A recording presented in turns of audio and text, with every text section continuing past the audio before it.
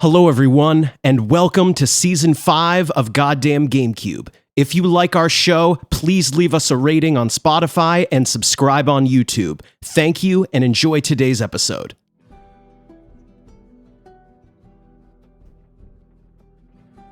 Hello, everyone, and welcome back to another episode of Goddamn Gamecube. Greg and Riley are your hosts today. Our friend John is with us as well. You may remember him from the BioShock episodes. John, thank you for joining us. I'm happy to be here. And today we are talking about The Last of Us. It has become a huge franchise. So Riley, there's a lot to say. We're going to get into it.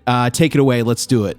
John, I want to start out by saying thank you for coming back to discuss another 2013 adventure game starring Troy Baker defending a young girl named Ellie, not Elizabeth. I'm so glad we're finally getting into these. It's become such a huge cultural phenomenon right now. For the 0.05% of the people listening who don't know what The Last of Us is, this is an action-adventure survival game, I guess, developed by Naughty Dog and published by Sony Computer Entertainment for the PS3, directed by Bruce Staley and Neil Druckmann.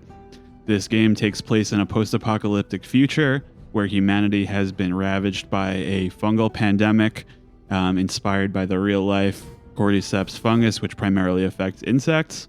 The infection is transmitted via the inhalation of spores or bites by afflicted individuals.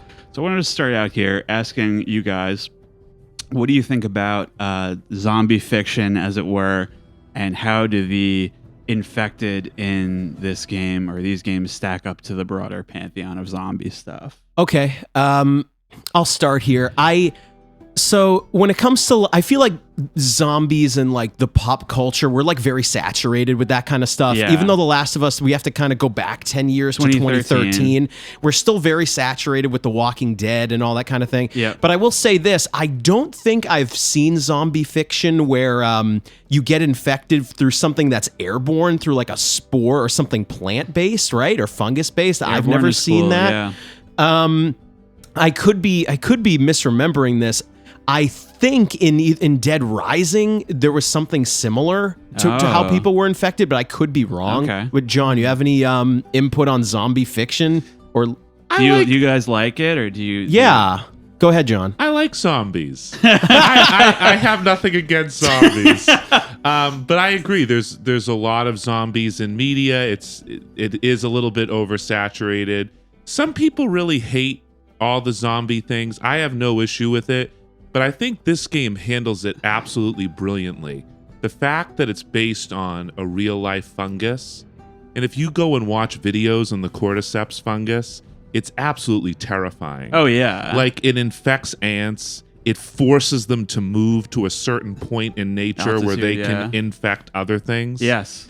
And the fact that, like, the early version of zombies in these games are consciously aware of what they're doing, and they're constantly like screaming in pain because they're out of control. Yeah. I don't know that I've ever seen zombies handled so well. It's pretty cool. I mean, like I do like, because my personal take is that I like the idea of zombies a lot. I am probably just like burnt out on them at this point. I think even at the time it was like, I was a really big fan of like 28 Days Later and all that kind of stuff. And you know, we all bought into Walking Dead a little bit in the beginning. But Season 1. Season 1 or 2, that was kind of the peak for us, I think. But, George Romero and all his movies, all great. But at that time, it was really like, I feel like there's just not a lot left we can do with them thematically.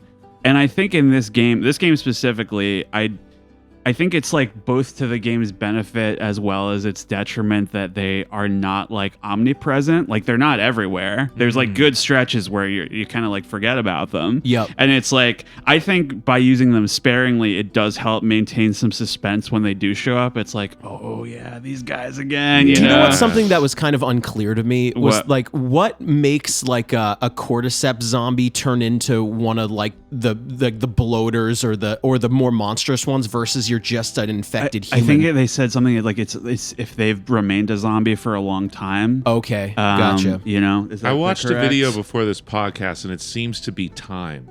Okay. Yeah. You start off as a runner, then you become a clicker, then you become a bloater. Oh, it's kind of like when the fungus sort of overtakes your body. Is that Exactly kind of what right. happens? Say what you Okay. will about them, they have a really good promotional structure. You Yeah. know, like every couple years you get that bump into You clicker, do. everything like that. You go up. Yeah, I mean, I think so. They feel hazardous in specific situations, but I feel like in the broader sense, they're kind of just like annoying to the characters. Like, oh, damn clickers, you Yeah. know, like they show up every now and then. But I don't know. I was fine with them, but so the story follows a smuggler named Joel as he is tasked with transporting a teenage girl named Ellie across the ravaged American landscape from Boston to Salt Lake City.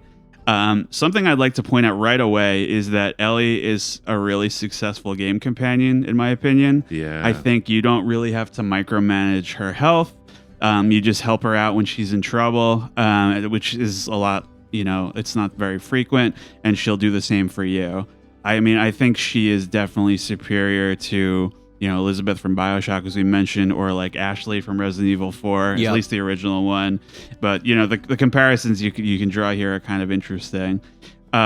So did you guys enjoy the light, like sort of environmental puzzle solving moments that you do with Ellie in this game? Well, I feel like the ladder puzzles are kind of derided online, right, as being kind of silly. Like, I mean, LADDER, right, where you're kind of moving ladders around and climbing. It's kind of made fun of online. I felt like the second game varied it up a little bit more. It's like, it's kind of funny when you got to do that swimming thing where he moves her around on a platform and stuff like that. Yeah. It's like it's a gamey thing, but it's just kind of, it didn't bother me that much. I thought it was one of the weaker parts of the game. Yeah. I like fighting zombies. I love the storytelling. But if there's another palette where I have to move to help out Ellie, It was probably just like they're like, all right, we got to have some kind of contrast in here, you know, Yeah. like do something Yeah. a little bit different. Yeah. Something funny I did want to mention about the combat is that I think so you fight some human enemies pretty early on in the game, Yeah. and those like Gears of War, like chest high walls show up, and Joel literally says, "Here we go." And it's so I would say that I think it slightly evokes, because this is Naughty Dog. You know, they also developed the Uncharted games. And initially, it did remind me a little bit of the third-person shooter gameplay of the Uncharted series, with the addition of some survival-oriented mechanics and an emphasis on stealth. So, how do you guys feel about, like, you know, the central gameplay loop here? Did you, like, besides the puzzle solving, did all the other systems feel worthwhile to you? Yeah, I think so.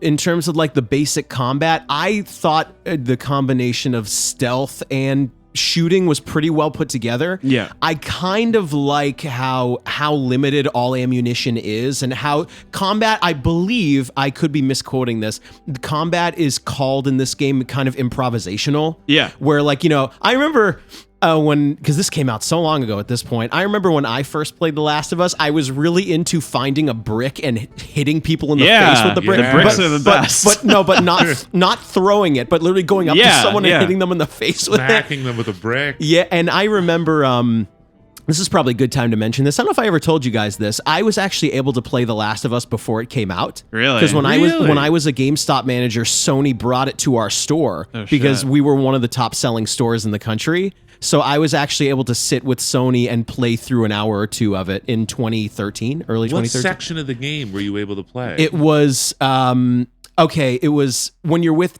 Tess and Joel, and what's the first moment you were able to shiv a clicker? It was that Like section. the nighttime. okay. Yeah. It was That's that. cool. Now, did that spoil certain story elements? No, Like, all the story was removed. Okay, it was that's cool. only gameplay segments. that's smart. Cool. So then again, this game is like, I'm not going to say derided because the game is very well received.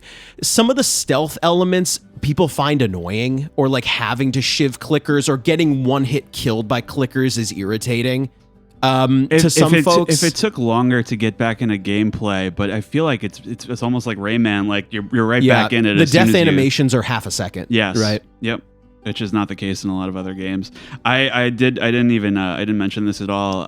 The way I played this game, knowing that ammo was scarce, I decided to try to avoid shooting anyone in this game, other than like the moments where you like have to, and it makes it like a lot more. I don't know. Funny? Funny and hair raising, because it's really like I drew a lot of comparisons. I feel like this game takes cues from a lot of movies, but mainly like Children of Men. You guys seen great that movie. Yeah. With respect to the improvisational combat, something I really admire about that movie is how the protagonist, Clive Owen's character, he never picks up a gun. He's just like running around. And there's like one part where he like hits somebody with a car battery. Yeah. It's just like You're not wrong. It's similar. It's just very like frantic, and I have to survive. You know, Yeah. it's not like a shooty blasty emphasis. It's a great movie. But amazing movie. A standard difficulty. I feel like the AI is pretty derpable. Like, you know, at least in the first game, you can stealth strangle a lot of the human or standard infected enemies.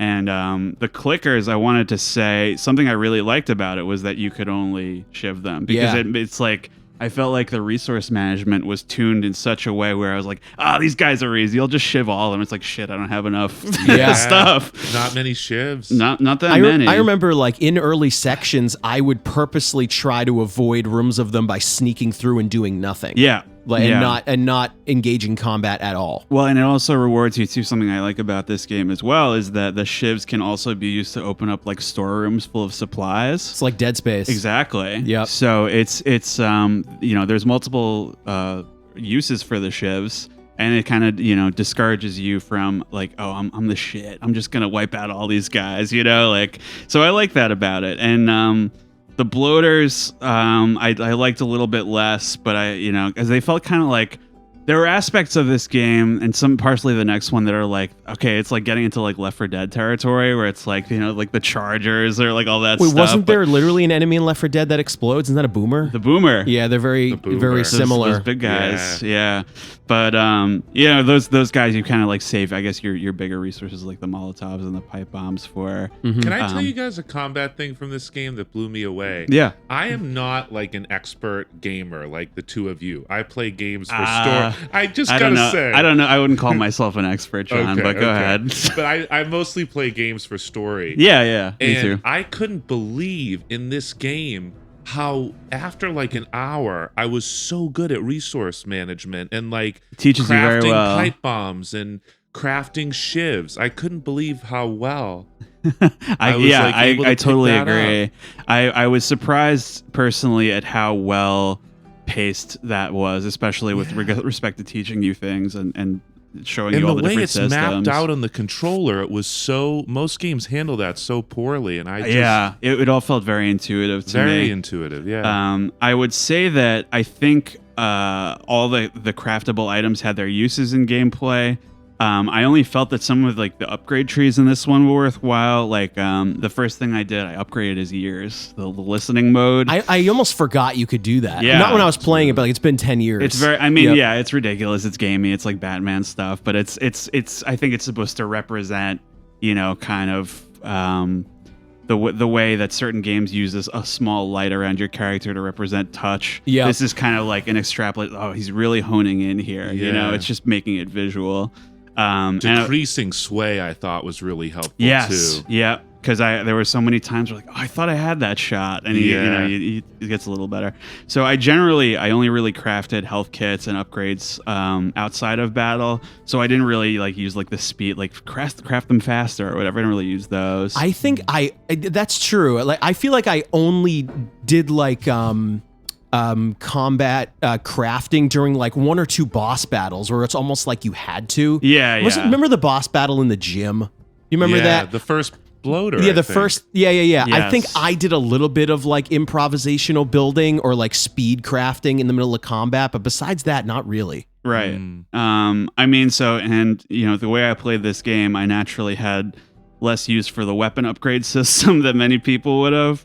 But do you guys like the weapon upgrades in this? I was kind of like not as impactful as something like Resident Evil, maybe. You know what it is? I think the system itself is fine. I just don't know how necessary it is. It kind of takes me out of the experience a little. I'm finding generic parts to put them into my gun. Also, because I feel like I'm sort of putting words into Neil Druckmann's mouth here, but like he really wanted this game to be like very relatable, very realistic. And like how realistic is it that I'm finding scrap metal and making my guns awesome? Like not really. I think that maybe the second one does it a little bit better, but in terms of, it's also something I do like about this game is is the glass cannon aspect of it, where you can only take so many hits, but the Yeah. enemies can only take a couple hits. So like not many of the weapons have like a firepower upgrade or something like that. It's really like the handling and Right. clip capacity. Because like and getting that kind of shot by stuff. anything is devastating. Right. Right. One thing I'll say too about The Last of Us combat is I feel like they try to make it very challenging, but sometimes it loses realism to me because of that. Like, oh, I shot a guy, I didn't hit him directly in the head, so he can still run at me full speed. I'm supposed to be this expert killer, but for some reason my gun sways up and down like I'm drunk or something. Man, maybe he's like hungover or something. It Like going could through be. Isn't he withdrawal. like a former Army veteran, right? I think so. At least like a militia guy. But Yeah. That's true. So I believe there is. I don't know if you guys messed around with this. There's also this multiplayer component called factions. I didn't play it at all. I mean, I Didn't play it. I didn't mess around with it, but I was surprised. It appears to be a little bit more positively received than some other kind of, because I consider Last of Us to be mainly like a single player experience, Yeah. you know, Yep. by reputation. But nice that they included it and put some effort into it, evidently. So another question here: how did you guys feel about the way that this game utilizes tech for its character development? In what way? Can you expand on that? Yeah, well, in particular, so aspects of this game I felt very much lived up to the hype. Some stuff didn't really. I think for me, the biggest takeaway, because I didn't play it at the time, I saw like my friend play a little bit of it and stuff. To me, it can't be overstated how much how articulate like the motion capture rigs are. Oh, sure. You're talking about tech in terms of mocap and how it was recorded. Yeah, Yep. well, because the emphasis on a greater degree of specificity when it comes to like the hand motions and facial like micro expression and stuff, and I mean, I think that Troy Baker and Ashley Johnson are great in this game, but the fact that they put the investment into that motion capture tech is what really allows the performances to shine through. Well, I could be wrong. Like, is this the first? Maybe it's not the first game, but I'm gonna guess that it is. Is this the first game where the voice acting and the mocap was done at the same time? Where if you look at behind the scenes footage of Troy Baker and is Ashley Johnson? Is that Yes. right? When you see them acting together in the mocap studio, they're also mic'd up. Yeah. Like they're doing Yeah, it yeah. at the same time. Yeah, and I'm not positive, 'cause I I've don't seen- know I've if they definitely were the seen first motion game. capture before that, but not to this level of like specificity, and I'm not sure if they've ever done it with Because a as mic. far as I've seen, well, we have to go back to 2013. Yeah. Like around that time, yeah, there's been mocap for the past decade, but I had never seen it acted and voice acted at the same time. Yeah. I had never seen that.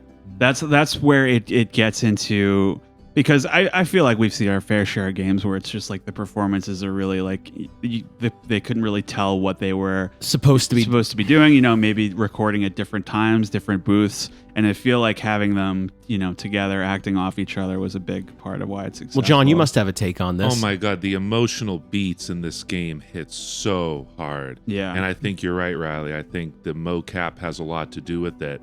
And as you go along the different versions of The Last of Us 1, it gets even better.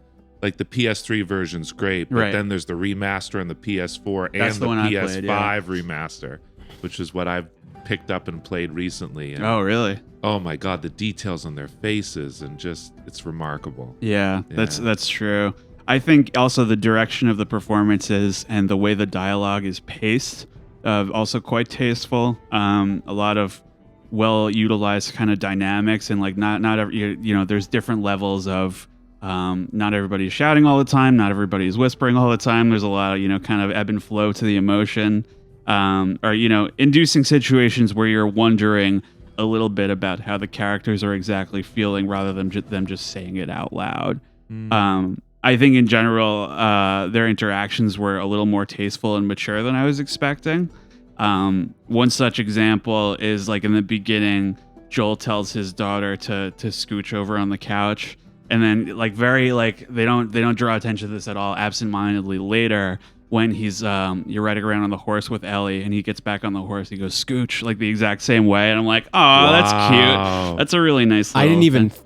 I didn't put that at all. together. It's just like it's like that's where they are in their relationship at that time. I mean, I think I should bring this up now. This is Troy Baker's best role, right? I One think hundred so. percent, absolutely. Because we were Yeah. talking about Death Stranding like last season. You were like, I don't really like it when he's over the top and crazy. He's like, it's when he gets to kind of do this understated performance. I think he really shines. I just think he's way better. This is, I mean, I have no acting prowess, but I think Right. he's way better when he's more realistic, more of a human. He's not, I mean, he's not just this over the top villain anime character. Yeah. Like when he's a real guy, it's way better. And I think, I don't know what the internet thinks about this, but this has got to be his best role. And he's in everything. Yeah. Right? I agree. The realism in this game is just unbelievable. And the realism, not only in the performances, but in the environmental design. Every Naughty Dog game I've ever played, I love going into characters' rooms. Yeah. At the beginning, when you're Sarah and you're walking around her room, all the little details of that, it really feels like a lived-in space. Yeah, absolutely. I think they only improve with respect to that. I think I would say that the world, while it doesn't necessarily set itself apart from other post-apocalyptic settings visually, I think it is overall like very pretty to look at. I really like overgrown ruins in real life. Like I think it's very beautiful, and I think there is an appropriate amount of contrast between like, you know, pleasant areas and oppressive atmospheres. You know, I felt like that the sound design was adequate, but I'm gonna have maybe a nuclear take here that the score doesn't really work for me. I think it's good.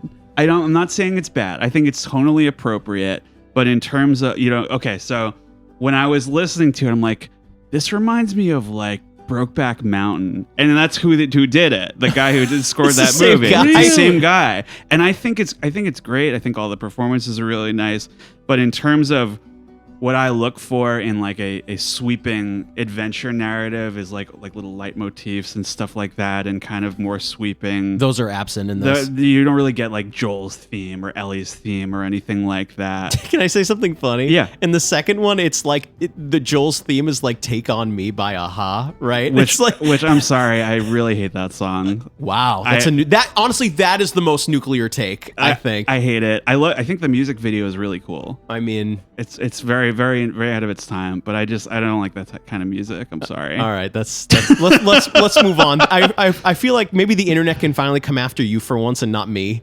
Like, Wouldn't be the first time. oh my god. But do you guys have anything else to say about like kind of like the building blocks here? Should we get into story? Do you want to say anything else, or? Do you have anything else? I'd love to go into story. Alrighty, so let's kick it right off with let's talk about John. Do you want to talk about the prologue sequence? Oh my God. I think it's one of the best opening sequences I've ever seen in a video game. It's absolutely incredible. I think it's very well handled. Yeah, and it starts off with, I think what makes it so well is you go into the world of Joel and his daughter Sarah with such detail. The first moment you're just sitting on the couch with Joel and Sarah, it just feels like a standard night for these people, even though it is Joel's birthday. You get to see Sarah's room, and the intimacy they create is so quickly just ripped apart. And It reminded me a little bit of I feel like other people were like way more emotionally invested by this. I thought it was very effective. I maybe wasn't really emotionally attached until later, but I think what an interesting comparison I noticed was like it reminded me of like early days of COVID, where it was like, let's just like pretend like things are fine for as long as because you see like newspaper like fungus outbreak or whatever, and it's like, but they're not really talking about it. You know, it's kind of on the news in the background, and then it kind of inevitably like blows up in their faces. I think something I want to say is I think it would have maybe been interesting to start out in the future, and then like you're like, what's going on with this guy, and like he's like he's clearly really torn up about something, and then at a certain point, maybe you dial it back a little bit, and then you flash back to like, oh, this is what happened. I thought that would have been like doing it out of sequence. Yeah, you know what I mean. So one thing I'll say about that is Joel does such unforgivable things. The opening sequence is what allows us to stay with him regardless of what he does. Yeah, that's true. Like, this was a normal guy once. He was a contractor. He was just like us, but doing his best to be a good dad and a loving father. That's a good point where you get the immediate contrast. Let me ask a question. We never hear about the quote unquote wife or mother, right? Of Sarah? I don't believe so. We never get There's it. one line, I think, where Ellie starts to ask and he just says, like, shut up, Ellie. I could be wrong about that, but I think we don't talk about that. We don't know much, and I'd love to know more. We get nothing about Sarah's mom. Right? Yeah, I would like to know more. Yeah, maybe in the future. I think this is the strongest title card pop I've ever seen. Oh, in a yeah. game. Oh, yeah. Where Jesus Christ, I make this, it's not a joke. I'm going to say it's a joke, but can you imagine like getting out of a zombie apocalypse in your town and then your daughter's just killed by the police? Yeah. Like, it's oh perfect. my God.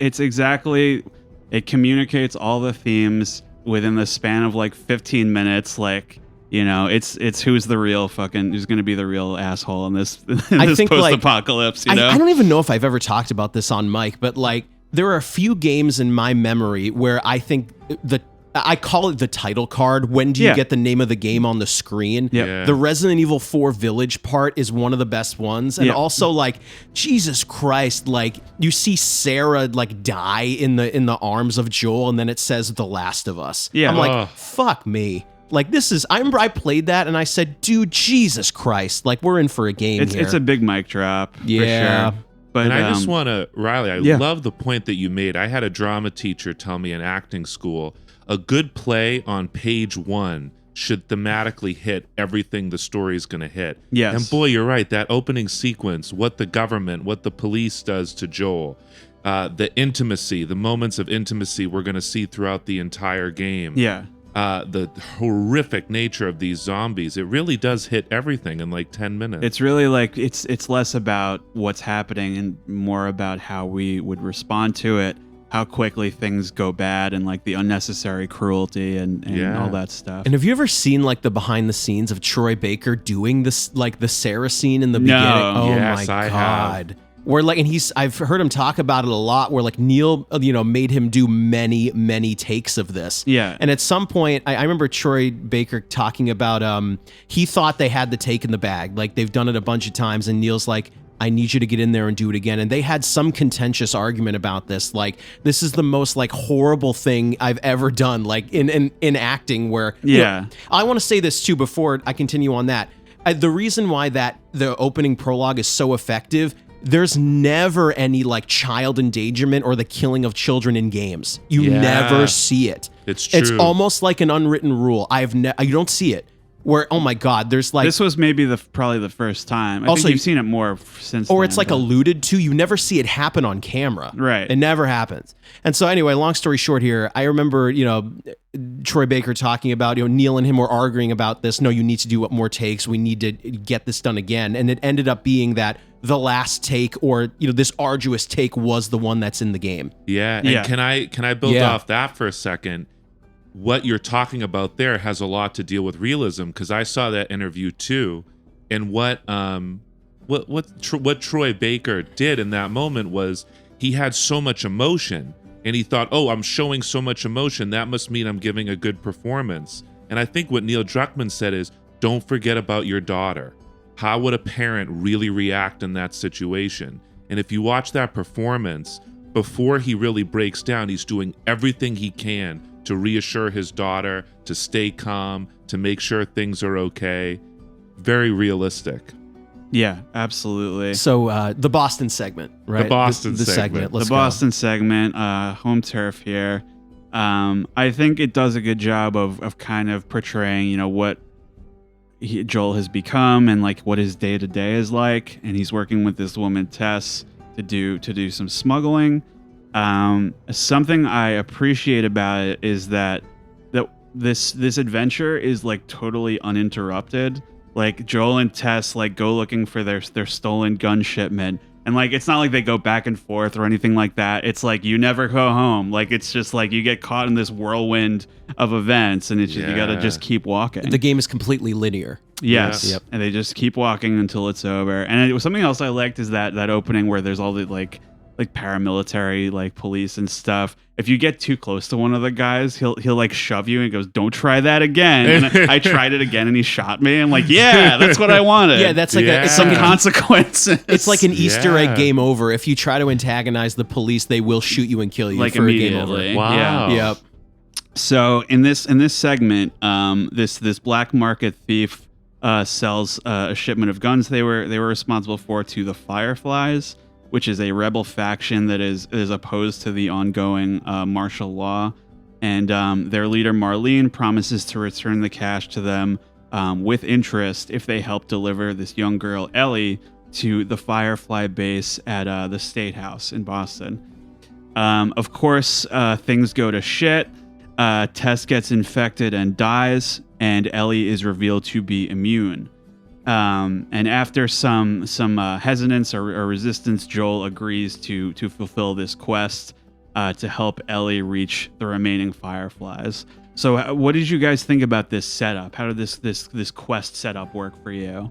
I actually thought this segment was one of the weaker ones in the game, where it could be on purpose, but I could be giving Neil a lot of rope here, where when I first played this game, I was actually a little bit like, not confused, but I was a little bit like, I wasn't exactly engaged about, wait, so why are we bringing this girl to this place? It's because of some sort of illegal activity. We have to smuggle her somewhere. I don't really care. Like, I don't know. And maybe it was like Joel doesn't really care either. Exactly. It could be that. John, do you have like a take on this? I actually felt I consider the first 2 or 3 hours of the game like separate from the Sarah intro.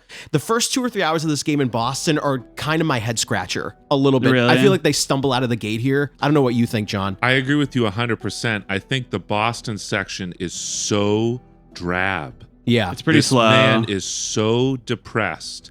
And Tess, he has some affection for Tess, but they're just so day-to-day survivor.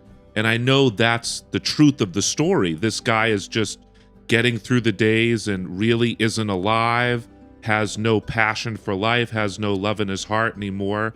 But I found it really drab and almost boring to play through. It's not really until Ellie is introduced that the game takes off for me. What I actually tell people, well, then it's been 10 years, so everyone's played this at this point. Back in 2013, 2014, when people would ask me, should I play The Last of Us? I say yes, but you got to give it 3 or 4 hours. Yeah. You got it. Like, it's slow when it starts, but it just gets better and better and better as you go. But you got to get through the beginning. I don't know if you remember, Greg, I said to you, I love the opening sequence, and I'm kind of sick of this Boston section. It's so depressing. And you said, wait till you have more with Ellie. You're saying the Boston section is depressing? I think it's very realistic.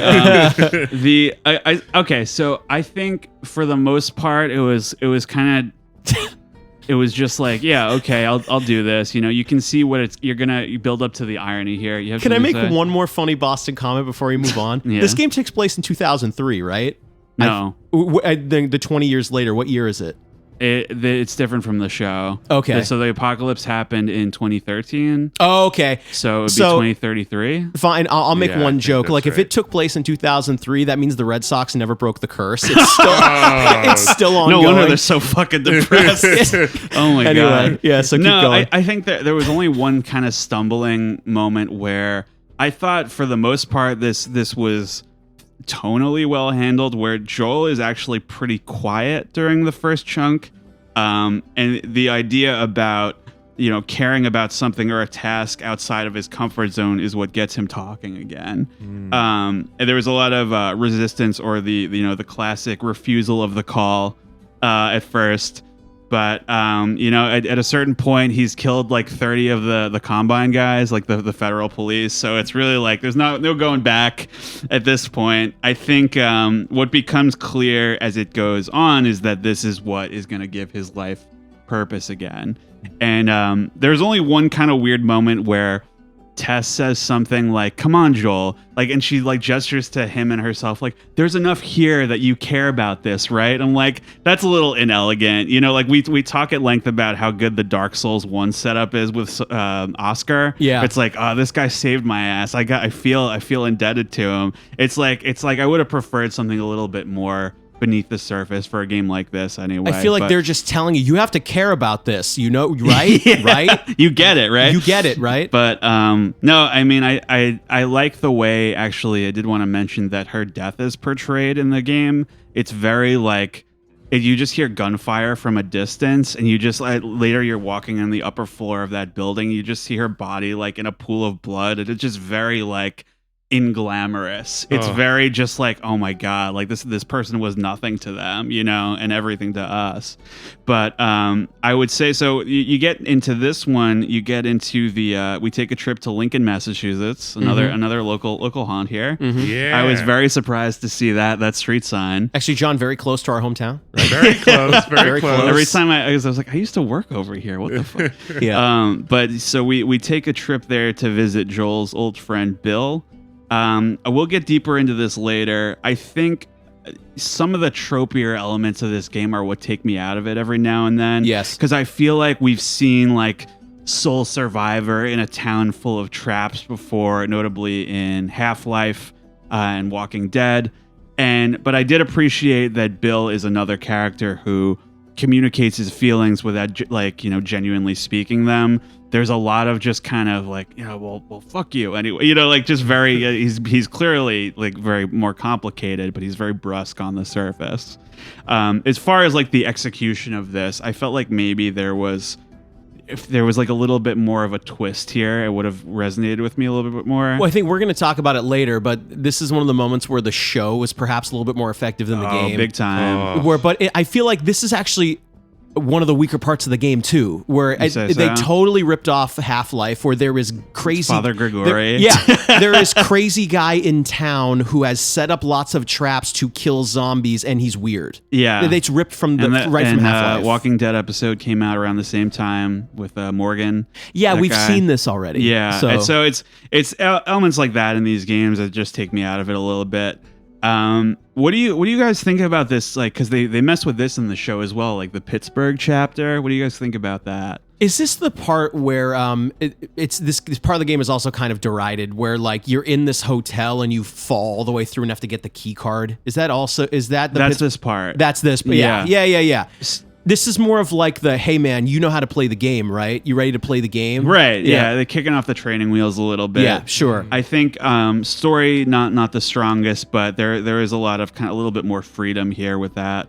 I think I would say that the Henry and Sam are introduced here. These characters. Oh yeah. I think they're pretty affable. They hang around for a little bit. And I think, you know what I really like is the sniper section. Yeah, I love that. That was so very fun. Like, it's how do you say white knuckle? You know, like just like, I don't know if I can make it through here. It's very like I was trying to think of another game it reminded me of, but anyway, I think it's like the big mic drop moment here with so essentially you're trying to protect Ellie, Henry, and his younger brother Sam from like this horde of infected, and I thought it was very clear, like the moment when Sam was infected. It wasn't clear to me. I don't know, maybe I missed it. It was something like he says, like he's being harassed by one. Like, are you good? And he takes a little too long to respond. Like, yeah, I'm fine. You know. Okay. And so it was kind of, I was like, when is this gonna pop off? You know. Right. And it's like it's pretty upsetting when he, you know, eventually. So what happens here is there's this very tender moment with Ellie and Sam about, you know, they talking about the future and their current predicament and everything, and Joel and Henry are like, yeah, kids will get to be kids again someday.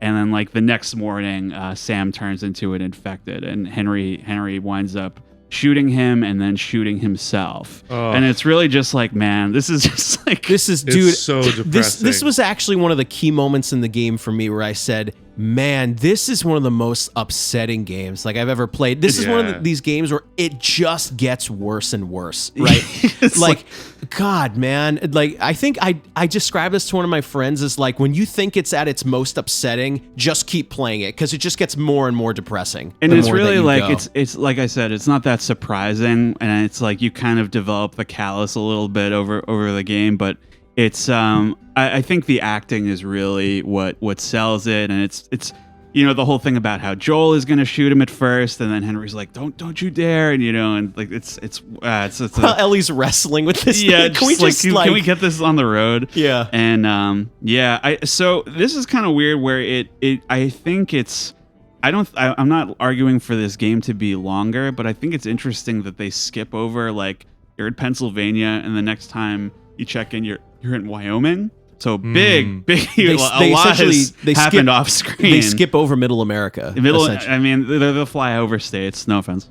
Yeah, can I just say before we move on, one of my favorite sections of this game when you're with Sam and when you're with Henry is when you go through that like camp underground and you get all the letters from that guy Ish. Yes. Oh my God, I loved that whole thing of walking through that environment. Environmental storytelling with the letters and how they didn't make it, and that was a good bit. Yeah, I loved that bit.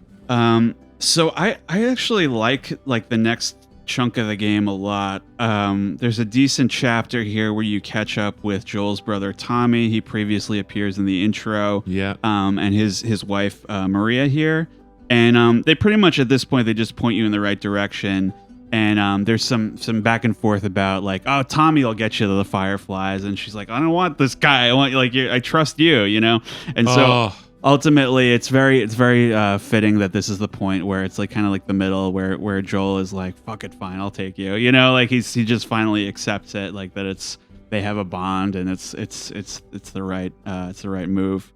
That is such a moving scene where she says, everyone I love has left me. Yeah. Everyone except for you. And Joel is so afraid of being a failure. Yes. That he is insisting that his brother take Ellie. It's just so... And another thing... Very relatable. Yeah. And another thing I want to just say quickly, and we'll talk about this in The Last of Us 2 as well. To me, what keeps this game from being so depressing... It's possible that this game could get so depressing that you'd almost stop playing it.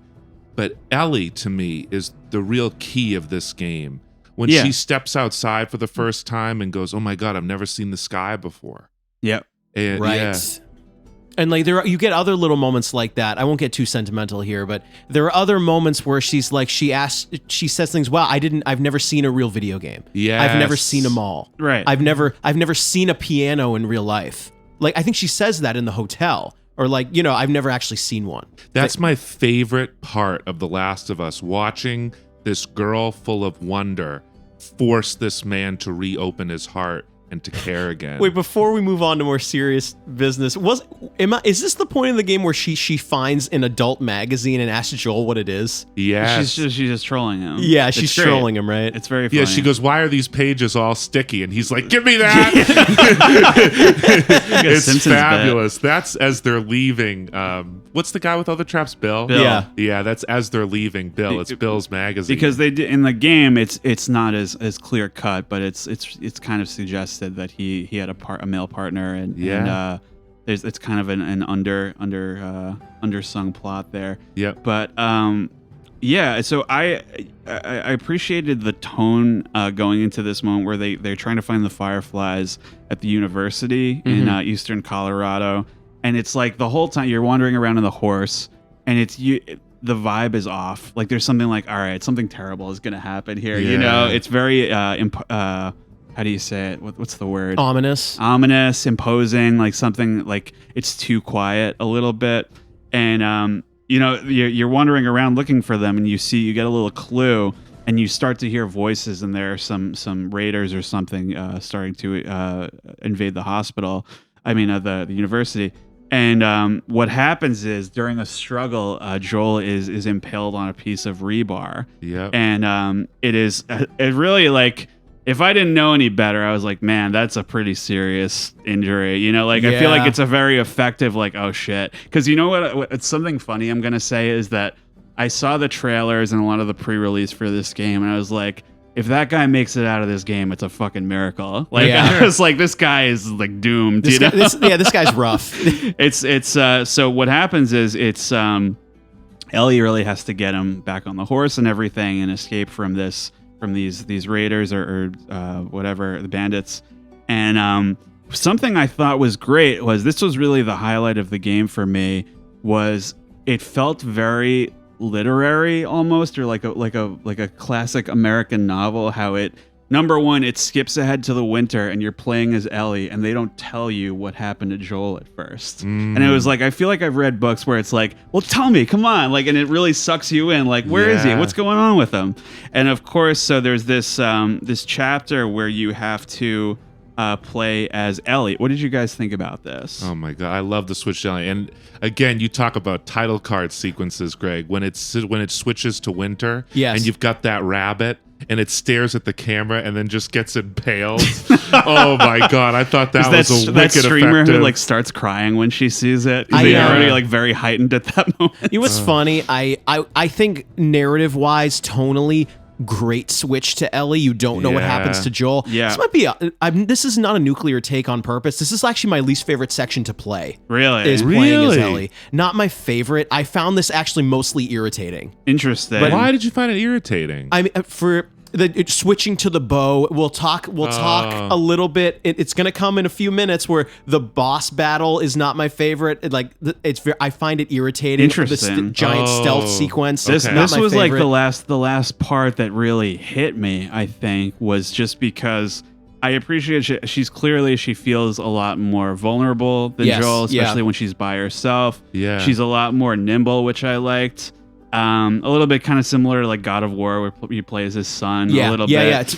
Another bow character. Hunting for the deer, kind of whatever. I think something I do think that God of War did actually do a little bit better is the teaching. I would have liked to see a little bit more carry through of Joel teaching her something and it translating into gameplay later on, because they do that a little bit with Kratos and Atreus in God of War and how they kind of become a compatible team. I think that would have been interesting, but I was pretty dialed in during this sequence, to be honest with you. I think that was like it's a really, because she is all right, the training wheels are fully off in this moment. You meet some other people, do you trust them or not? And so basically Joel is still alive. He is very much struggling with like an infection, and she kills the deer and offers to trade it to these other survivors for medicine. They claim they have a big group, they have medicine and resources, and of course they turn out to be sinister. So they wind up abducting Ellie, and you switch back and forth. I did think this was effective, though, where you switch back and forth between Joel and Ellie, and she doesn't really need rescuing as much as you think she does. Like, she kind of holds her own a little bit when they capture her, and they turn out actually to be cannibals, which I was not expecting. I was like, this game's a little raw, and then it's like, oh, okay, now we're getting into it. Pedophiles and cannibals, what a combo. Yeah. So the worst of both worlds. Oh, Jesus. And so, do you want to talk about why this boss fight doesn't work for you? So, I hear this is I don't think it's a problem. I think what happened with me here is I love the story setup. Yeah. I think it's very effective emotionally. I'm not the biggest fan of like forced stealth segments. It feels kind of gamey to me. Don't step on the glass. He's gonna find you. I'm like, all right. Like, I did like they didn't tell you not to step on the glass. It's just there. And it's one of these things like it's one of these rules of 3 games. Oh, you gotta stealth kill him 3 times. Yeah, like, that's a little gamey. But before you maybe counter that point. It's very similar to how I feel about the Death Stranding boss, where if you had to When you fight Troy Baker? yes, Yeah. where if you had to stealth kill Troy Baker once, I love it. Yeah. Because it makes sense. Ellie puts the knife into David? Ellie puts the knife into David once, it's done. That to me, that's more realistic. Sure. And okay, you gotta beat up Higgs once, makes more sense. But because you have to do it more than once, I'm kind of tired of this. It is a little unrealistic that you can stab him so many times, but that part of the game just felt like monstrous to me. I mean, the set piece is awesome of the restaurant burning. Like on the fire. restaurant It is awesome. on fire, and it almost feels like right out of a nightmare when you're a little kid. There's just this thing chasing you, and you just have to keep.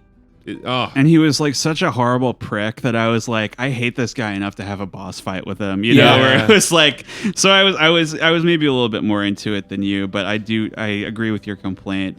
And of course, she gets the better of him, and she goes a little nuts. And Joel's like, all right, that's enough. You know, like let's move on. Well, it's a huge story beat for Joel there. Yeah, because he says, "I'm here for you, baby girl." Yes, and it's the first time he's acknowledging this is a daughter figure in my life. Yes. One thing, this was in the TV show. It just helped. I saw the director of the TV show explain this moment, and it made so much sense to me after he explained it.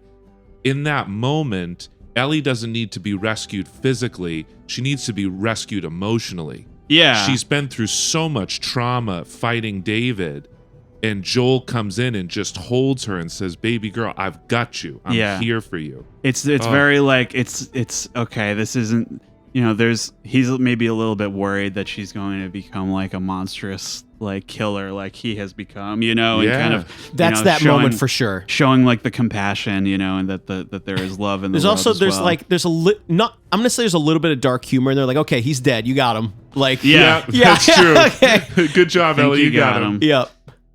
So I think, you know, there's a following sequence. It fast forwards to spring. You wind up in Salt Lake City. Nice breather here after a very tense moment, and I think that the thematic undertones were a little transparent, but I like the unique and memorable kind of giraffe petting moment. I was like, that's like iconic, like instantly. You know, it is an iconic moment. Is that the iconic shot from the game? Is the giraffes? I would say so. It's I one can't of think them. of another either one. the Sarah moment or the giraffes, right? Yeah. In terms of like, could you take a snapshot and it represents the whole game? It's like that. the overgrown. You know what? I would say know, the giraffes giraffe. are, because I remember in way back when this game came out, how many screenshots online of people saying, "Oh, what is this from?" Or like people who aren't familiar with video games, what is this? Right. It's from The Last of Us. And that giraffe moment right before it's so effective because the whole game, Ellie is like this pin that keeps pushing Joel and making him open up. But she's been so fucked up by what's happened with David that this is the first time in the game where you see Joel like, "Ellie, come on, open up, talk to me." You know, it's a reversal. He has to cause her to open up, and I thought that was very effective storytelling wise. Yeah, because she has changed a little bit. He's like, "Come on, like you're that kid again, right?" You know, and he kind of, you know, showing her some beauty again. A lot of swimming in this part, which was not my favorite, but it doesn't last too long. You wind up the pair are discovered here by the Fireflies, and they are taken against their will to the Firefly base, which is in a nearby hospital. So a little bit of he gets knocked out here, I believe. And when he wakes up, Marlene tells Joel that Ellie is being prepped for surgery, and that they will need to remove her head to discover the secret of her immunity. So naturally, Joel is not too happy about this, and the final chapter, of course, involves rescuing Ellie from their clutches. So what do you guys think about this finale here, this setup here? Okay, I think... Okay, obviously very effective. It should be pretty obvious here to everyone who's played this. Joel has lost daughter, cannot stand to lose another. Yes. He's gonna go on a fucking rampage. I just think the actual gameplay is like fine. It's just kind of like, how good are you at shooting in this game? Right? It's not. It's more. I'm not going to say ham-fisted, but it's more like hallways. You get your first assault weapon here, I believe, right? Yes. Automatic weapons. You're kind of just laying down bullets and laying waste. It feels a little gamey, but I also understand the emotional sense of, dude, let's just fucking rip. Like, fuck these people. Well, this is the ultimate discussion emotional beat, right? This is the thing that when everyone finishes the game, they go, was Joel in the right? Would you have behaved as Joel behaved in this moment? It's the ultimate like water cooler moment of the whole game. Riley, do you want to get to the surgery room scene? We should probably break that down, unless you have more before that. I just want to say that, so I knew a little bit about how this played out through osmosis, and I imagined it playing out a little bit more eloquently. In number one, I thought there was going to be a little bit more of a kind of, it wasn't going to be so clear cut. I thought it was very clear cut in terms of like, oh, come on, like, are we really going to like let them do it? Like, you know what I mean? Yeah. Like this sweet little girl, like that we've been bonding the whole game. Like, of course. And the whole thing, like, I imagine like, speaking of Children of Men earlier, I imagine like a little bit more momentum and like emotional, like this is where we start bringing in the music and stuff. Like Children of Men, there's that one shot where it's tracking him the whole time because it's very similar, where he's trying to find the girl who is like the key to this immunity, and she's stuck in this war zone. And he runs through it completely unarmed, and it's very, very intense. It's like building up to that Ganon's Tower moment almost. Yeah. And this is that moment, but it was a little bit like, I feel like I should have been blitzing through it a little bit more. There's still that kind of element of like, gotta sneak around, gotta do this, and you know. Got it. You feel like there could have been more rhythm to that section. Yeah, like just really popping off, just like this is the climax, right? And I felt like the Fireflies sucked. I don't know. Like they're all like very mean to you. They're all very like, no, this is how it is. And if he does anything, you shoot him. Like, what do you want from me? You want me to feel bad for these people? Come on. I don't know. So I think obviously it's the right thing to do. I think it's the only way to end a story like this. It's very just kind of, I don't know. I think that it's the only time it really makes you feel complicit in the decision. It's a little muddled. So you're in the operating room. They're about to perform the surgery. Ellie is under anesthesia. The doctor who's about to perform the operation adopts this defensive posture. And so I wound up, I'm like, I got to get past this guy or whatever. When you approach him, Joel like rips the scalpel from his hands and shoves it in the guy's throat. I'm like, I probably would have handled that a little differently. Like, he's not like armed or anything like that. So it's just one of those moments where it's like, I don't know. It deprives you of agency a little bit in that moment. I agree. So when you get into the operating room, I just felt, of course, I didn't write this game. I didn't direct this game. No. I just felt like there could have been a little bit more eloquence or subtlety to like Joel's interaction with the surgeon. Like, I understand like your quote unquote second child is on the table there. Yeah.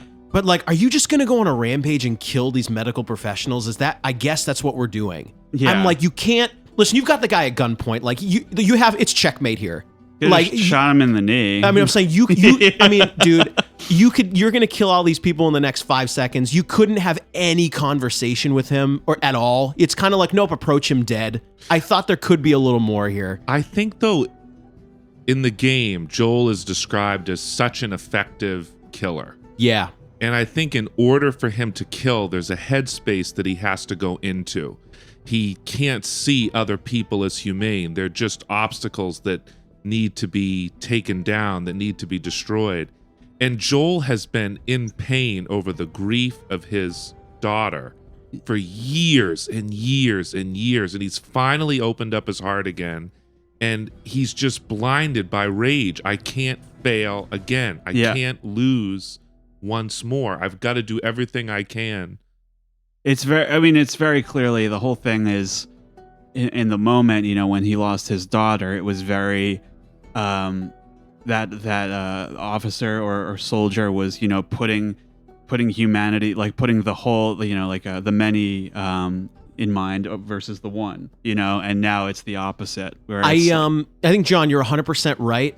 I just wish maybe the surgeon himself said a little more. Okay. Yeah. Where like maybe the surgeon knows this guy's Joel's armed to the teeth. He's fucked. Like I wish the surgeon tried to maybe explain to him in a panic, no, she's immune, no, we can do this, you can save the whole world dead. But he just kind of says, nope, I've got the scalpel. But come on, A man. little bit more of a back and forth, you mean? Before Joel ends up doing this, Yeah. a little, almost like to remind the player, like what you're about to do, you're about to damn the whole world. So why don't we maybe put this on you a little bit rather than nope, scalpel. It's interesting. I think they give that beat to Tess. Yeah, you're not As wrong. you're leaving, Tess Yes. is like, think about it. What would Ellie have actually wanted? Well, And you're still Joel- screwed. You killed the only fucking virologist in the fucking United States or whatever. Yeah. That's true. Yeah. That's true. I don't know. It's so I mean, so effectively, what happens is he gets Ellie out of there and winds up. You have the disagreement with Marlene, and it's and what happens is he says like you would just come after her, and he shoots her as well, shoots Marlene as well. Oh, And then you there's like a car ride where Ellie wakes up. And she says, "What happens?" And he says, "Oh, well, it turns out they couldn't do anything. You know, he's clearly like he's gonna keep this lie going as long as he possibly can. Like, yeah, they're all fine. All the Fireflies. They just said you can go. You know, it's like clearly like not the truth. But I love that's one of the more effective kind of hanging threads is this lie and how it's eventually obviously going to come between them and how I think so. What surprised me most is that I interpreted this ending a little bit differently than Neil Druckmann, the creator. So essentially, he lies about what happened, and she says at the end, she says, "Promise me you're telling the truth," and he says yes, and she says okay. And so Neil apparently felt that Ellie, of course, sees right through it and determines that she can't trust Joel anymore. yeah. And I didn't interpret it that way at all. I thought, like she knows. She definitely knows. But the way it's going to affect her relationship with, I didn't really see it as like, okay, we're done. Like I saw it more as like, okay, like there's a lot of things outside of my control, and I'm sure it'll come up again someday. But That's for the way now, I saw it. I saw it as this guy's looking out for me. It's I saw it kind of that way where Ellie knows that Joel is keeping something from her, but doesn't quite know what it is. But clearly, what is she still in her hospital gown at this point? She is. I think she knows that something is up, but he has helped her the whole game or the whole adventure. And maybe for now, he's still my dad I'll in a sense. I'll do him the courtesy of Yeah.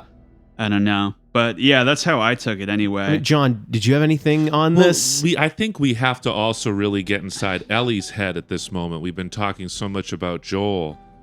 Ellie has seen so many people die. In the DLC, she sees her friend pass away. Joel, the amount of people they've killed to get where they are. Ellie says to Joel, "I want my life to mean something." Right. And in that last moment, she's realizing what I hoped for, that my life would lead to a cure, I guess isn't really going to happen. And she's devastated. I agree with you guys that she knows that there's something up. And she knows that this man that she loves is betraying her in some way. And I thought, boy, you can't get better mocap than you had in that moment, because you can just see in her eyes the calculation. Yeah, exactly. Completely. Yeah. Do we want to get into final thoughts about the game itself here? Sure. Wow. Okay, so final thoughts for the game itself before we move on to the other little bits. To me in 2013, I put this as one of my favorite games of that decade of games. Right. Like when I talk about like my top 5 games of 2010 to 2020, this is one of them. Purely because Troy Baker's best role. I thought this is one of the more effective stories of that entire decade of games, if not it's one of them. I thought in terms of like combat and gameplay, it's serviceable. It's totally fine. I enjoyed playing it from a gameplay perspective more than other people.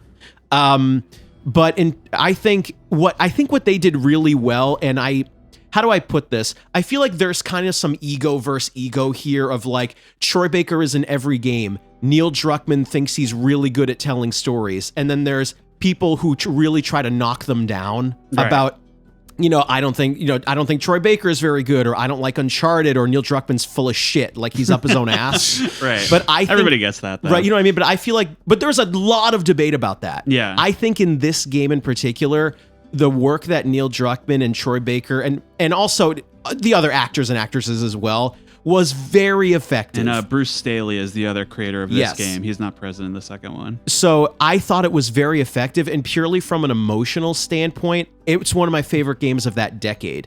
And why don't we go around the circle before we grade? Maybe John, do you want to go? Sure. Yeah, this is one of my favorite games I've ever played. And really what saves this game for me is watching Joel slowly be opened up by Ellie. Yeah. That to me is just the most moving thing ever. And I actually think there's a little bit of a flaw that's going to present itself in The Last of Us 2, and we'll talk about it later. I feel like a lot of modern storytellers feel like the more depressing, the better.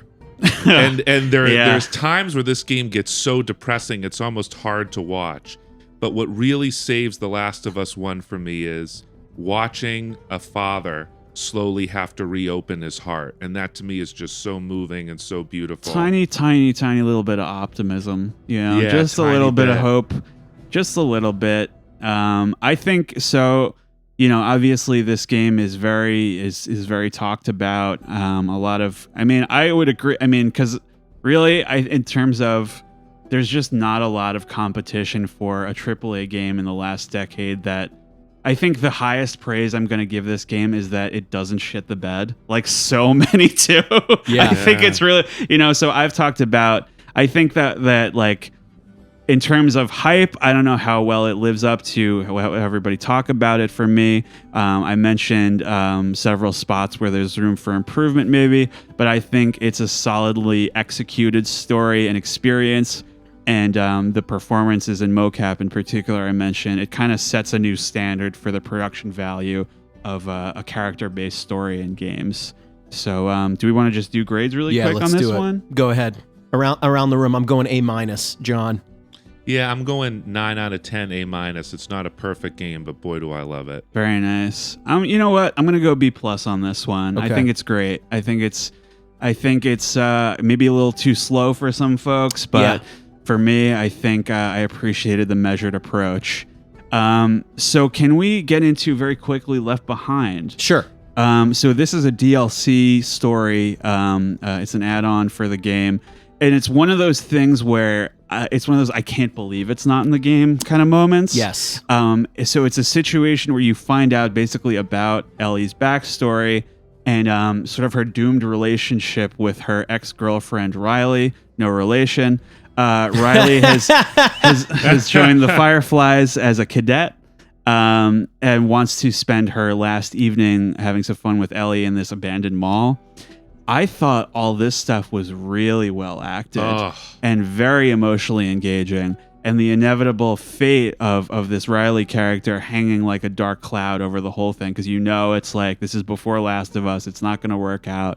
There is something I loved was the very cute bit where Ellie plays a broken fighting video game by closing her eyes and listening to Riley narrate like what's happened, like using their imagination. I've never seen something like that before. I thought it was awesome.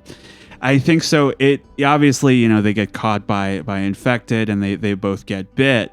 And it ends before it really ends. Like, you don't see Riley die or anything like that. But I felt like it communicated the central idea of survival maybe a little bit better than the main game, where Ellie and Riley, they both get infected and they choose not to like shoot themselves and take the easy way out, and they elect to savor their last moments together as long as possible. And look what happens. It's a miracle. She survives. Yeah. This is how Ellie discovers that she's immune, and effectively just emphasizing the rewards of hope over despair. I think it's miraculous.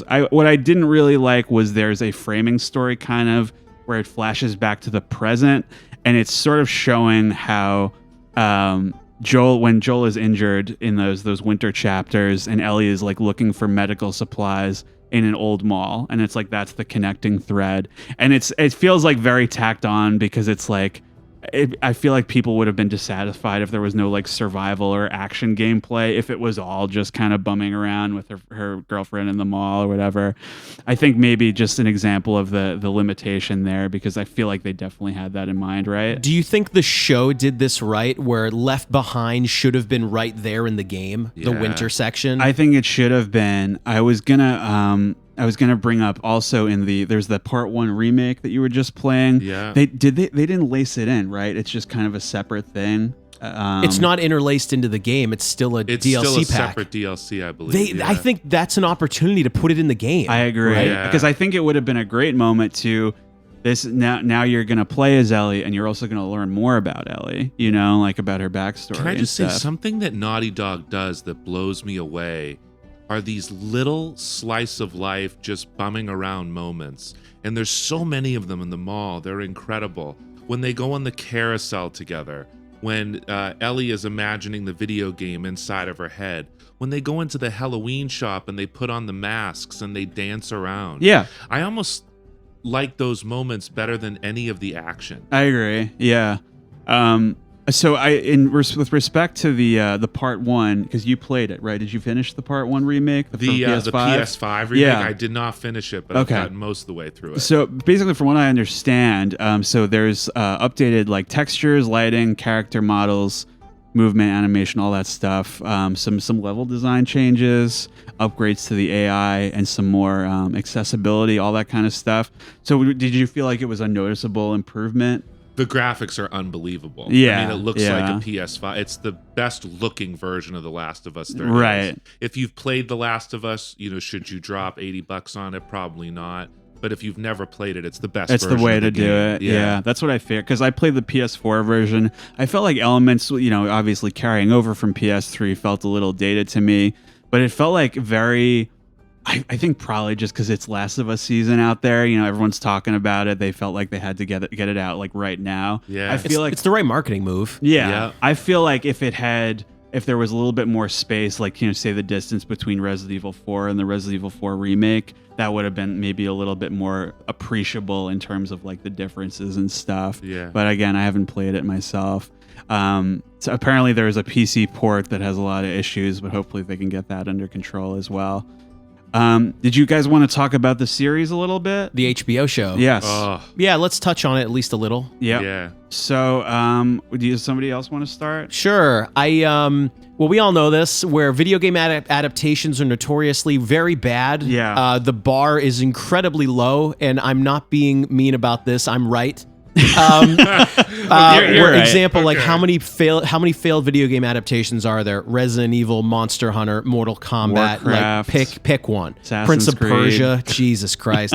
Anyway, so when I heard that this was becoming a TV show, my first thought is dread. My next thought is anxiety, and like my next All thought the is. stages of grief. But my next thought is, okay, it's HBO. We've got the most money possible to make this good, right? Or essentially one of the most highly reputable adult networks. Not adult as in like pornographic, but you know what I mean? Like Yeah. it's one of Yeah. the most like mature like stations to do this. they're not gonna like cut corners when it comes to like the severe, extreme Sure, stuff. and I remember when the actors were revealed, I was kind of 1 foot in, 1 foot out. Yeah. Where Yep. I said, okay, Pedro Pascal, I'm not very familiar with his work, but he does look more like Joel than obviously Troy Baker does. I was Yeah. actually a little, not hurt, but I was a little bit hurt for Troy Baker where he didn't get to do it Yeah. on screen. I But know. it does, what I want to, I'm not going to go on this for too long, but I want to know what Troy Baker felt when he knew they were going to make the show and it's not him.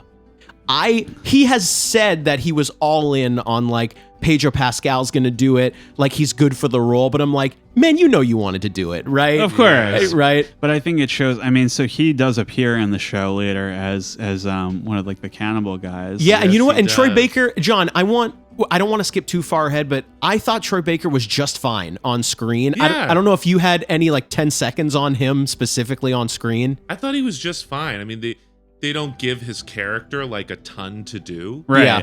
but he didn't get in the way. Like, for what he did, if you weren't like familiar with the game, like it wouldn't interfere with the story at all. It wasn't like the Troy Baker acting, like this is going to be my submission. It was very like he played his part, his limited part. He didn't try to like make it his show or whatever. But no, I say so. Basically, for me, I think it took me a little while to get into the show. I thought the first 2 episodes were like a little rough. I would say the first episode in particular, it was very like, we need to get everybody in on this. Like we need to get like general audiences kind of involved in the world. I felt like the budget was really showing in a lot of places because they're in the QZ and they really have to dress it up to make the backgrounds look, massive. And it's like I feel like the human eye can tell like green screen when it happens. I think if we're talking about the first couple of episodes, I actually thought the weakest part were the QZ zones. Yeah. Where they don't look lived in, they look like movie sets.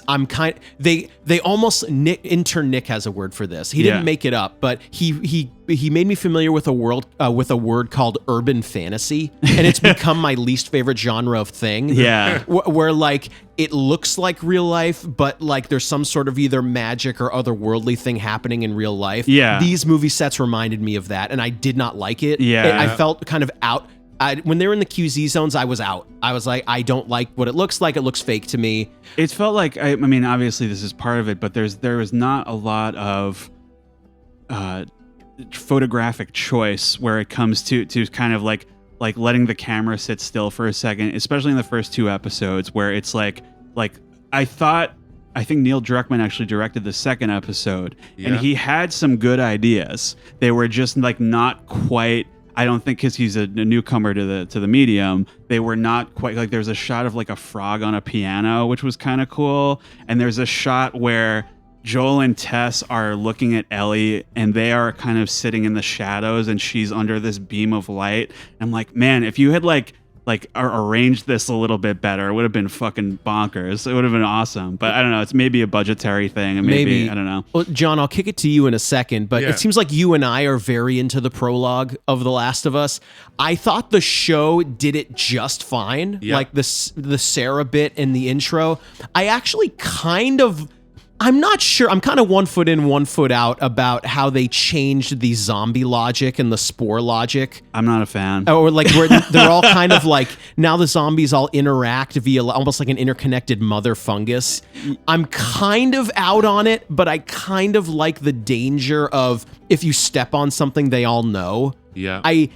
It feels a little bit too much World War Z for me, but I don't dislike it. But John, the question I have for you, did you like the kind of setup of the fungus was spreading through like wheat and sugar? I like that. And like there's I promise I'll stop talking in a second. Okay. But I'm not sure if I like how them not eating a birthday cake means they lived. Like, it's a little stupid. Yeah. Like, and she didn't like raisin cookies, so she didn't die. I think at one point at the beginning, it is kind of comical. Joel says, like, I'm on Atkins. I can't eat the birthday cake. and that's why, through the logic of the show, he doesn't get infected. How do you feel about, like, the setup versus the game? Like, give me, like, 30 seconds about how you feel about it. I'm a big emotional beat guy, so you really want to focus on the beginning of the show. I thought it was fine. I thought they did it justice. I didn't think they ruined it in any way.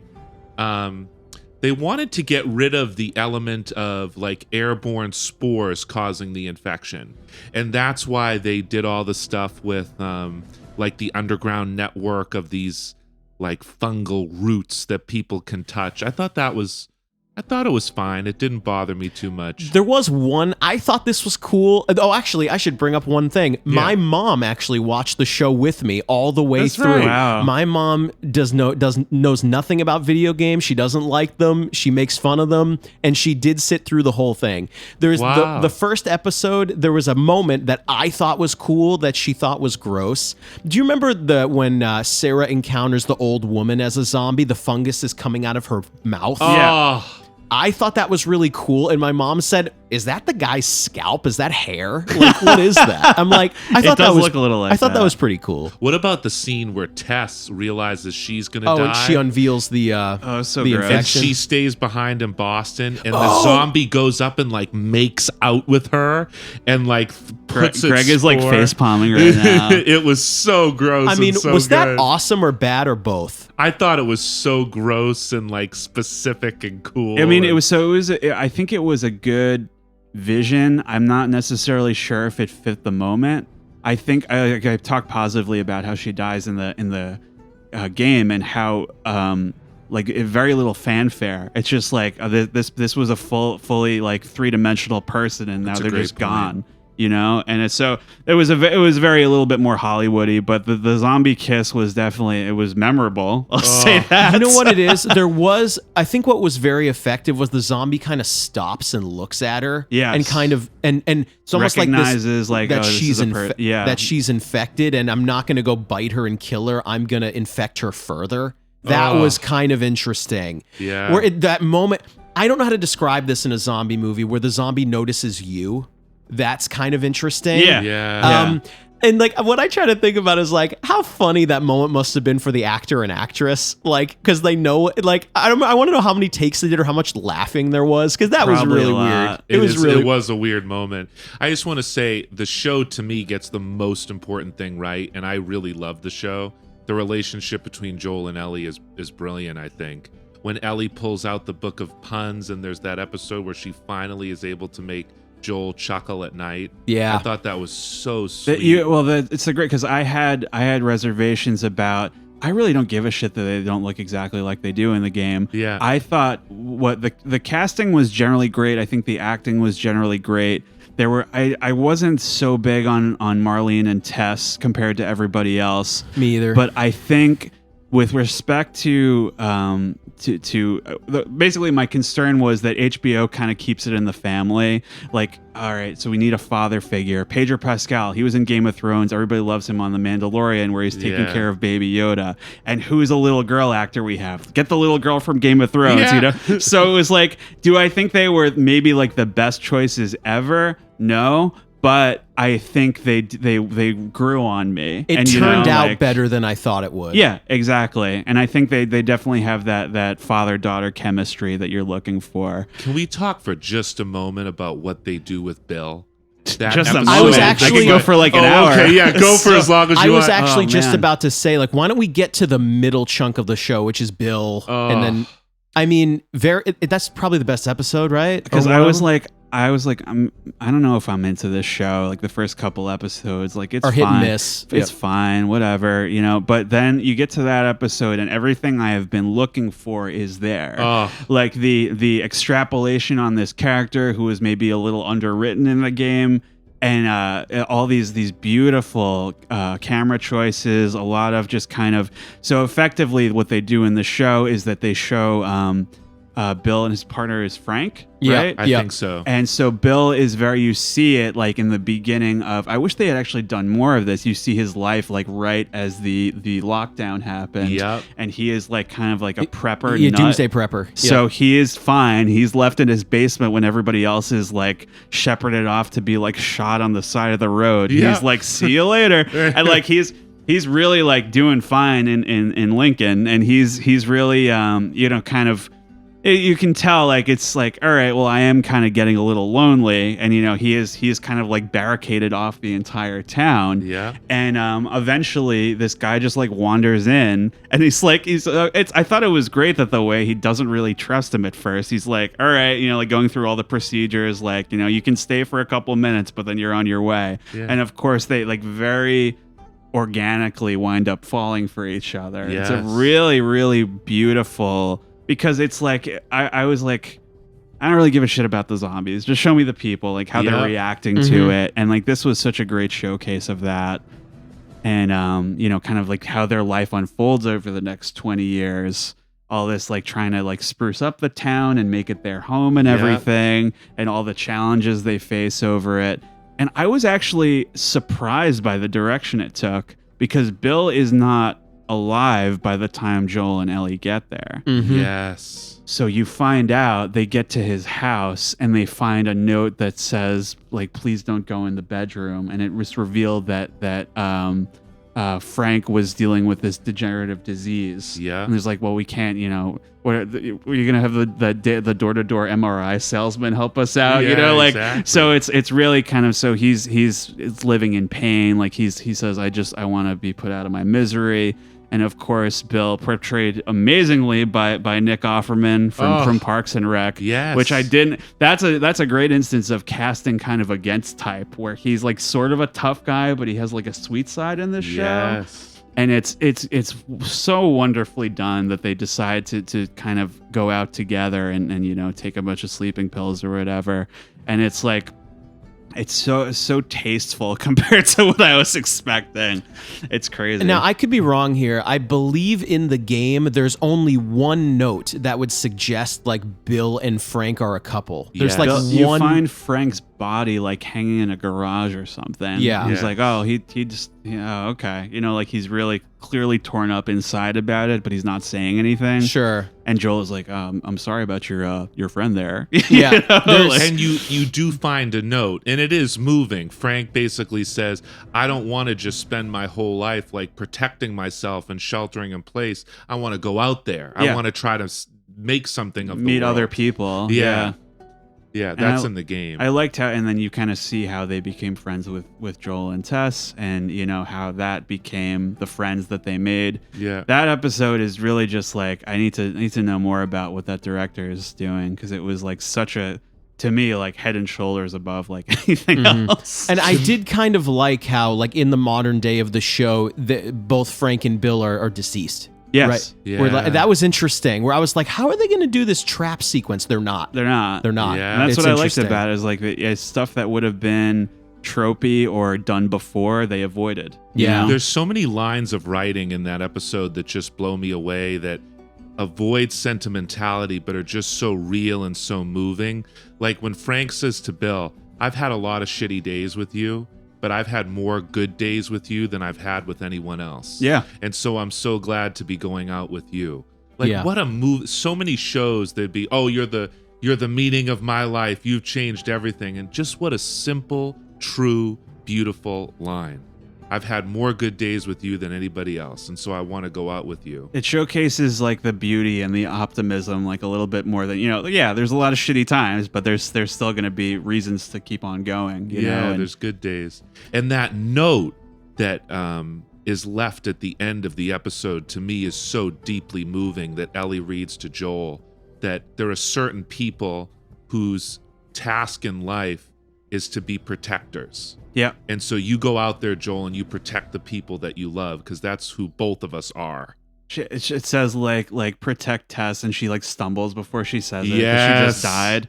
It's a nice little moment. It's a great moment. Should we move on to the middle section, like Pittsburgh and Henry and Sam? Is that the next bit? Sure. Yeah. I want to put this out there. I hated this additional character they put in this. What is her name? Who's I don't looking for them? remember, What is her name? I don't remember. You know who I'm talking She's like about. running the city. She's running the right? city. You know who I'm Yeah, talking I know about. exactly who you mean. This is also, we already know this. Like, I had a sort of a disaffection for anything QZ related. Yeah. This looked very urban fantasy to me. Like, oh, there's Yeah. someone running this city and she's not in the game. It's a made up character and they're lot of- looking for, oh, Jesus. Well, a lot of this kind of just reminded me of like junky streaming show. Yes. I'm not gonna say it's on the level of it, but it teetered there. But a little bit of the Resident Evil Lance Reddick show we were watching. Oh my God. Just a little bit.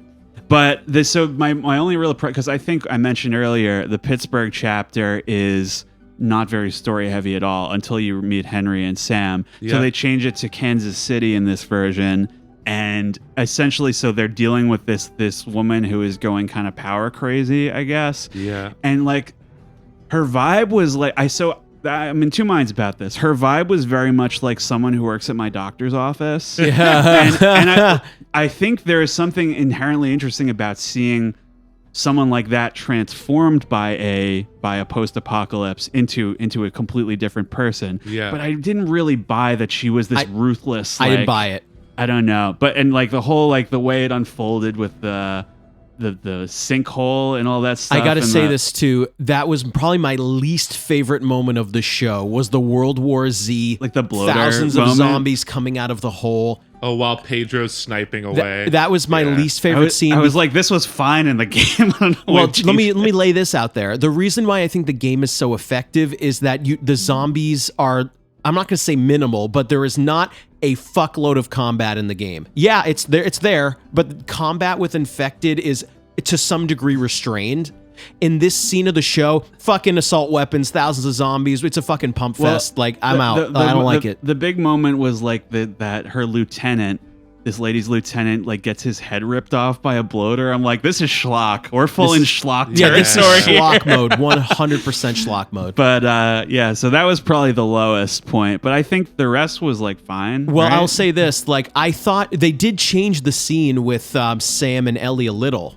Where, do you remember what? Because I could be wrong here. Like, in the game, I don't believe Sam is deaf, right? Am I wrong? No, he's not deaf. And in the show, he is, and he writes on a little pad. Yeah. Like, I loved that. Positive change for sure. Yeah, positive change. Yeah. Something else, too, when, oh, God, this kind of broke my heart a little bit, because I love the Henry and Sam scene in the game. Yeah. When they're in the hotel together, and, like, he's kind of writing back and forth to her, kind of, like, about, like, you know, your future as a kid or whatever, things you like, but then he kind of reveals that, well, he's not going to have that because of, and then reveals wound. Yeah. And she, oh my God, she does like a really cute and stupid thing. Yeah. Where she tries to put her blood into his. Yeah. I thought that was so effective. It was so effective where these Yeah. two, it was so effective because these two little kids, like Ellie is trying to almost like be an older sister character to this little kid and saying, hey, my blood is medicine. I can help you. Yeah. And then, oh God. And then when he says something to her, like,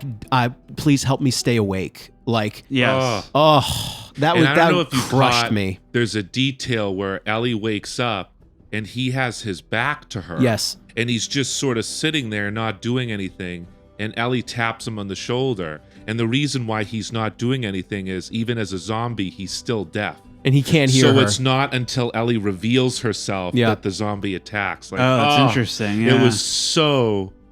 It was gruesome. Yeah, that crushed me. It's a bummer for sure. But I think like everything else about the show is like that was fine. You know, like the remaining episodes, right? Yeah, I thought it was cute how they recreated the boss battle with David, right? In the burning restaurant. They recreated it, which was funny. And you get like I thought this actually looked pretty good. They show that they skipped like the dam that was in the game, and they show you like the settlement from the second game. Yes. It's like in Wyoming. That's where Tommy's living. Yeah. That whole area. I thought it looked great, and I like the scene of them going to the movies and all that stuff. Like the day to day, like the doldrums of the life. I like stuff like that a lot. And Joel gets a monologue in that section where he talks to his brother.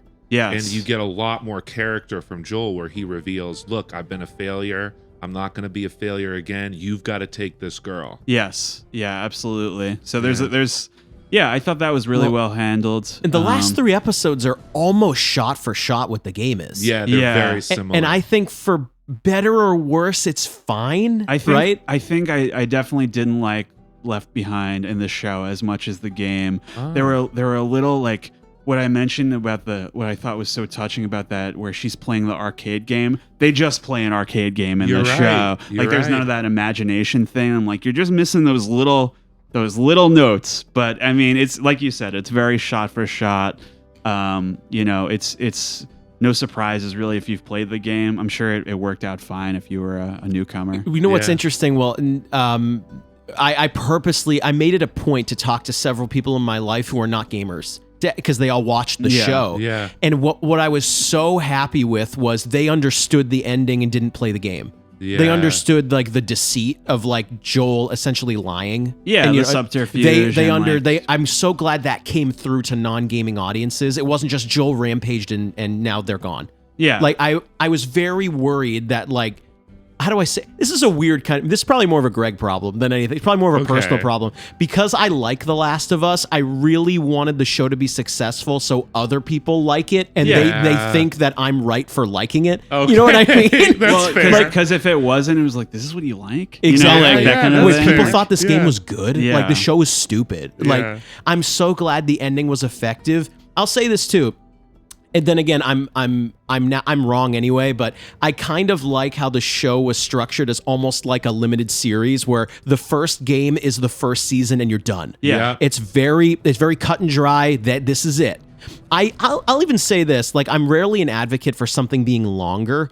I could have withstood like them making the final episode longer, or it being 2 episodes of the hospital and what's going to happen to Ellie and why and Joel rampaging to go find her. Felt it was rushed. I could see that. The last episode was really short.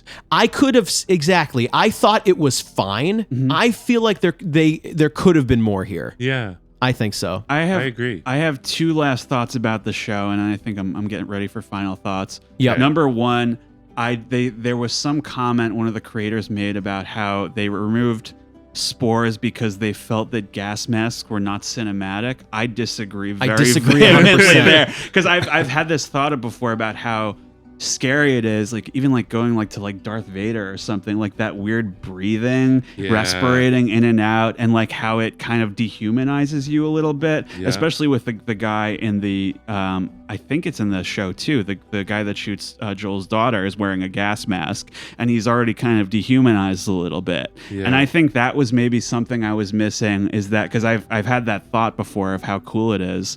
But I'm hit or miss on the hive mind thing. But the second thing I want to bring up, I really liked the opening. What do you call it? Like the credits, like that visualization where it's showing the spread of the fungus. Oh yeah, and it's showing like it's making it look like buildings, and at the end it makes it look like 2 figures, like Joel and Ellie. Yeah, I thought that was very creative. Very cool. I agree. John, do you have final thoughts on the show before we kind of wrap in total? Sure. I really enjoyed the show. They got the relationship right between Joel and Ellie. That to me is the most important part of the game. I loved the details. I liked kind of embellishing certain moments from the game, adding details. I really enjoyed the show. Yeah. I think I gave the show 1 thumb up out of 2. Okay. Right? Yeah. Where I said like the last, I'm kind of talking out of both sides of my mouth here.